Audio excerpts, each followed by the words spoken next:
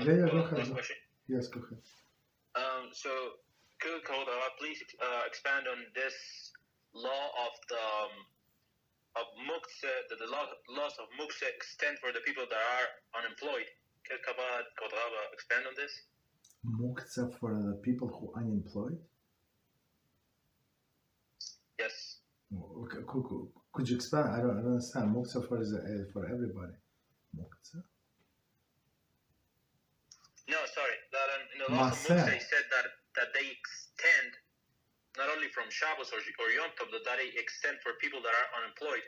That's what it says in the laws of Muktzeh, in the book. I don't understand the question. So what is the could you maybe rephrase the question or give some example, because I do not understand what you're trying to say. Sorry. Sure. I can even read the paragraph from Okay, the go book, ahead. straight from the book. Okay, go ahead, please. Distinguish. Okay. Page 4. In the section that says number 3, reasons for Muktzeh nowadays. Point C says to distinguish Shabbos for the unemployed. So it says the prohibition of Muktzeh was continued for those not engaged in work all week long, since they, open quote, relax on weekdays as well. Shabbos will now be a unique day of rest for them. In order to differentiate their Shabbos from their weekday, the laws of Muktzeh were promulgated. That's what it says. Okay. So, all right. So he's okay. Now I got it. So to explain the question to everybody else. Okay. So we have 6 days, and we have 7 days is Shabbos. So Shabbos, it's a different day. So the different day, or how is it different? So we don't do many activities that we do during the weekdays, right? We don't do on Shabbos. For example, so this unemployed person, I would give maybe more like a better example. So somebody who is retired. So somebody who is retired, he does not have to go to work. He can get up anytime he wants, right? Hopefully not. Hopefully he's going to go to prayers, but he can go to later prayers, and he can eat breakfast, whatever he wants. All of these things, and right.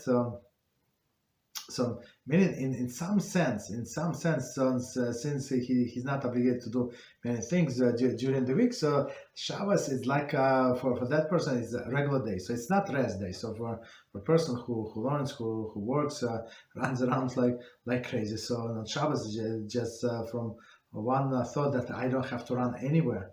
I don't have to take 3 buses to get to my job or to work very, very hard to make a living. So that's amazing feeling. Right, so and Muktzeh is something that is set aside. So set aside for the weekday use, right? But that person, he does not use the things on a weekday. For example, somebody else has some tools, but a person never uses tools on a weekday. So how they are Muktzeh, right? So, but our sages say no. Even though this person does not work during the weekday, he's, as we say, he or she retired person, right? It's not like unemployed. Unemployed the same, does not have a job, right? Since still all of the laws of the Muktzeh and all of the laws of the Shabbos apply to them, so they have to rest.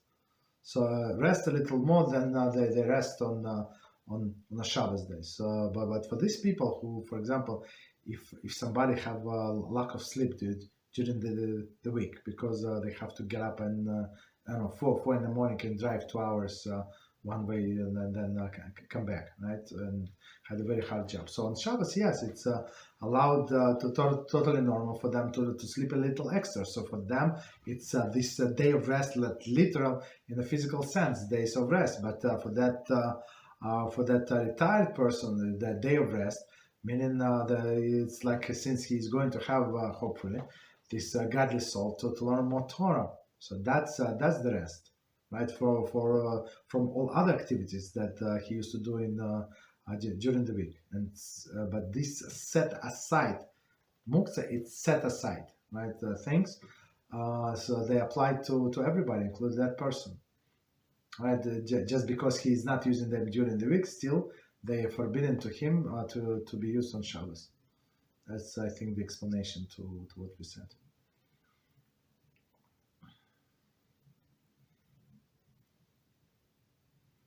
Thank you, Rabbi. Okay, you're welcome. So in regards to items that are, I don't know, Keli, Shemelachto, Leisur, or the like, so what is the way this person has to interact with these items throughout the week, considering his situation? So is this like any different from Shabbos or? No. I mean, from on Shabbos, so there are a few categories. Just I'm going to give like only like a small introduction to the Muktzeh, laws of the Muktzeh. So one category is the Muktzeh. One category is items that never Muktzeh. Right? What is it? Article of clothing. So even like in a summer, you have your winter coat or your winter hat. So it's not a Muktzeh. So even though you're not going to wear it on Shabbat in the summer, it's still not Muktzeh. So if you want to wear this winter coat, heavy winter coat, and give it back to your friend that you've borrowed in January and now it's July, yeah, there is no problem. It's not going to be considered carrying, for example, in the public domain, let's say. Right, and or you can have wear 3 pair of socks, so it's not like you can. So it's not Muktzeh. Clothing not Muktzeh, right? Dishes not Muktzeh. Does not matter if maybe there's some exception, or maybe dishes that you have in your house that you for storage, but or some like display dishes that's an exception, but otherwise never Muktzeh. That's the first category. Or like your chairs, whatever we need for Shabbos, it's never Muktzeh. And second category is things that primary usage is forbidden, but secondary usage is allowed. And the classic example is the hammer.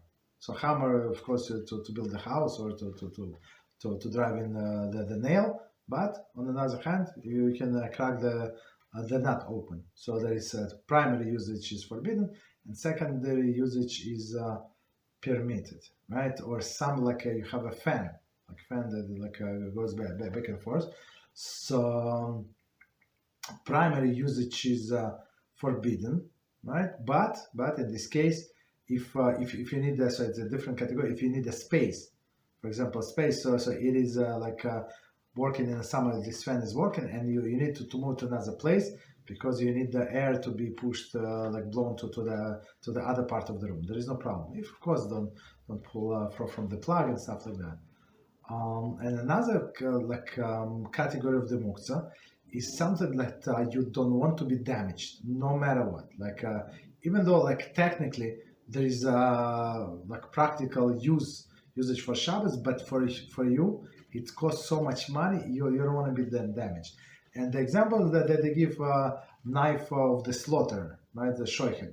So it's very, very sharp, costs a lot of money. So of course you technically you can cut a salad, you can cut a piece of chicken or something, you can cut meat with this knife. But of course the shoichet would not be very happy or very angry. So he does not want anybody to touch this knife, right? Because it costs a lot of money, like $3,000. To $2,000 for this knife. A lot of money for this knife. You understand? So even though there is practical applications, but he would not allow. So we cannot even move this thing, right? And other category, there is no practical usage whatsoever. So I have a key from car, or I have a key from my office. Right, so even key, if it's key from my house, it is not Muktzeh, for example, but key from my office is a Muktzeh, right? Or my computer is a Muktzeh, my telephone is a Muktzeh, my wallet is a Muktzeh. You understand? So I cannot use. So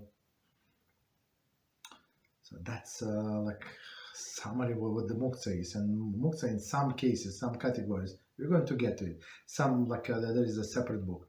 In some categories, we can move if we need this place, right? We can use, we can move for the item benefit, right? To remove it because we're afraid that it's going to maybe get stealed, right? So somebody may get steal it, or it can be damaged from the sun, stuff like that, right?